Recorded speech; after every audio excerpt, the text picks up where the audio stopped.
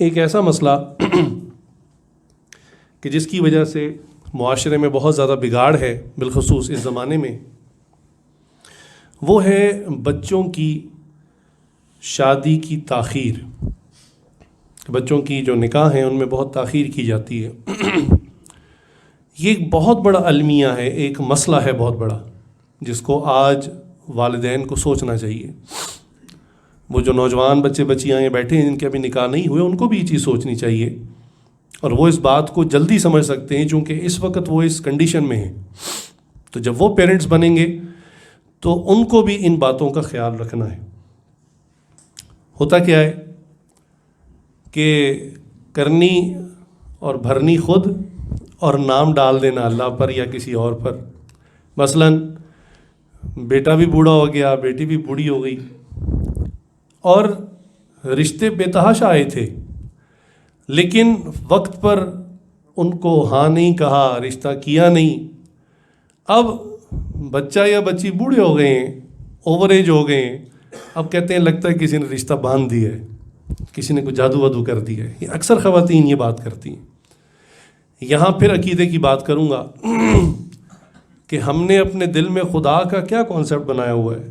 اتنا کمزور خدا کہ ایک پلیت اور ناپاک جادوگر دو جملے پڑھ دیتا ہے تو ہماری قسمت ہی بدل دیتا ہے، وہ رشتے ہی باندھ دیتا ہے. تو پھر ہمارے دل میں خدا کا کیا کانسیپٹ ہے، کیا عقیدہ ہے؟ یہ کس قسم کا خدا ہے کہ جس میں اتنی طاقت نہیں کہ ہمارا کوئی کبھی رزق باندھ دیتا ہے، کبھی ہمارے رشتے باندھ دیتا ہے، کبھی ہمارے اور مسائل باندھ دیتا ہے، اور خدا کچھ بھی نہیں کر پاتا. تو یہ خدا نہیں ہے، یہ یاد رکھیں. خدا کی ذات وہ ہے جس پر انسان تو انسان، جنات کا زور نہیں چلتا. کسی مخلوق کی جرت نہیں ہے کہ اللہ تعالیٰ کسی چیز کا ارادہ کر لیں اور کوئی بیچ میں سے آ کے دوسری مخلوق اس ارادے کو بدل دے. وہ خدا نہیں ہے. ہمیں اپنے عقیدے کو درست کرنا چاہیے.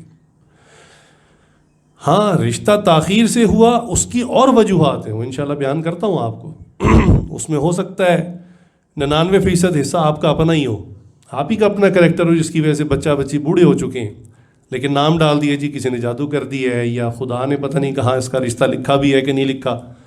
تاخیر خود کی، مسائل خود پیدا کیے اور ڈال دیا خدا کے اوپر. تو یہ انصاف کی بات نہیں ہے. چنانچہ رشتوں کے اندر جو سب سے بڑا مسئلہ آج کے زمانے ہے وہ ہے آئیڈیل کی تلاش. یعنی یقین جانیے کہ ایسا آئیڈیل ڈھونڈتے ہیں، خاص طور سے بچی کے لیے کوئی رشتہ ڈھونڈنا ہو تو جی لڑکا کمائی بھی بہت اچھی ہو، ایجوکیشن بھی بہت زیادہ ہو، گاڑی بھی اپنی ہو، مکان بھی اپنا ہو، بینک بیلنس بھی لمبا چوڑا ہو، اور اس سب کے بعد اس کی عمر بھی چھوٹی ہو. سبحان اللہ. تو اس قسم کے آئیڈیل ماڈل نہ صرف فلموں ڈراموں میں نا خیالی پلاؤ کے طور پر آتے ہیں، دنیا میں موجود نہیں ہوتے. یہ یاد رکھیں کہ آپ جس کے لیے بھی رشتہ یعنی اپنی بچی کے لیے ڈھونڈ رہے ہیں یا بچے کے لیے ڈھونڈ رہے ہیں تو اگلا جو بندہ ہوگا یا بندی ہوگی وہ انسان ہوگا. آپ پہلے اس کو انسان سمجھیں، اس کو جنت کی مخلوق نہ سمجھیں. اس میں عیب ہوں گے، پکی بات ہے، ان عیبوں کو ذہن میں رکھیں.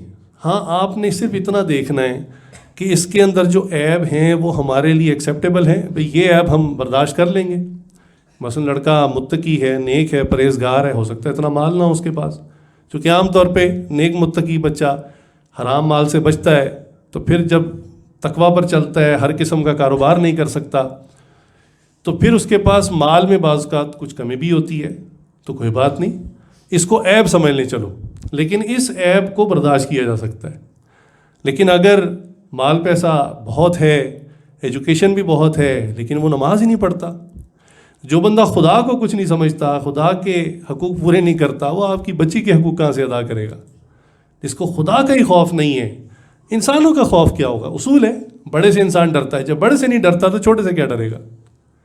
جب تک 4 پیسے جیب میں ہوں گے، بظاہر جنہیں آپ حقوق کہتے ہیں وہ ادا کرتا رہے گا، لیکن جس دن کرائسس آئے تو اس کا اصلی چہرہ پھر سامنے آ جائے گا. وہی جو میں نے پہلے مثال دی کہ جب لائٹ گئی تو اصلی چہرے سامنے آ گئے.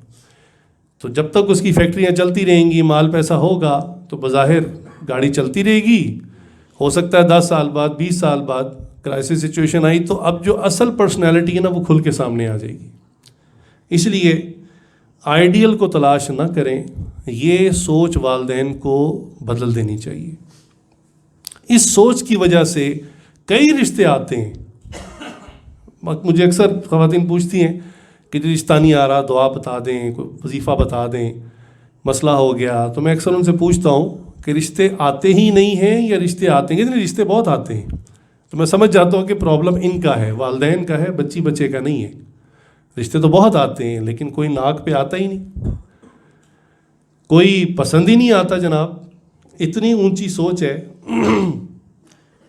ہمارے ایک دوست ہیں ماشاءاللہ، ایڈوکیٹ بھی ہیں اور وہ رشتوں والا کا بھی کچھ سلسلہ کرتے ہیں. تو وہ خود بتاتے ہیں کہ میں تو حیران ہوتا ہوں، بعض لوگ آ کر ایسے ڈیمانڈ کرتے ہیں کہ جیسے آرڈر پر کوئی فیکٹری میں لڑکا تیار کروانا ہے کہ جی یہ صفات ہوں، یہ ہوں، یہ ہوں، یہ ہوں، جی ایسا رشتہ بتائیں.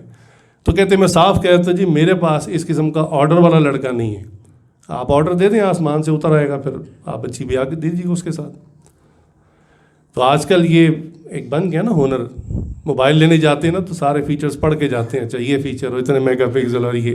تو بعض کا رشتہ بھی ایسے ہی دیکھ رہے ہوتے ہیں کہ یہ فیچر سارے ہونے چاہیے اس میں.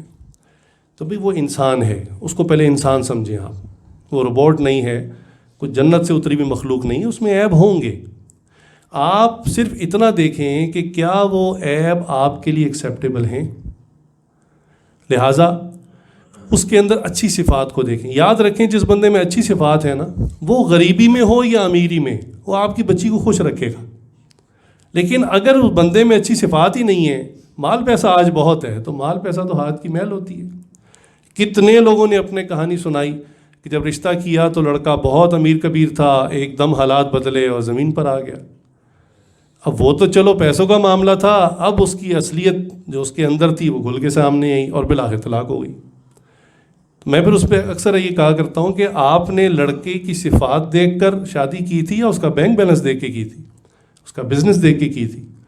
تو اکثر یہ جواب ہوتا ہے ہاں جی ہم نے تو اس کا کاروبار وغیرہ دیکھا اور یہی دیکھا کہ فیکٹریاں ہیں کافی، اچھا کھاتے پیتے لوگ ہیں، تو بس یہی دیکھ کے کر دی.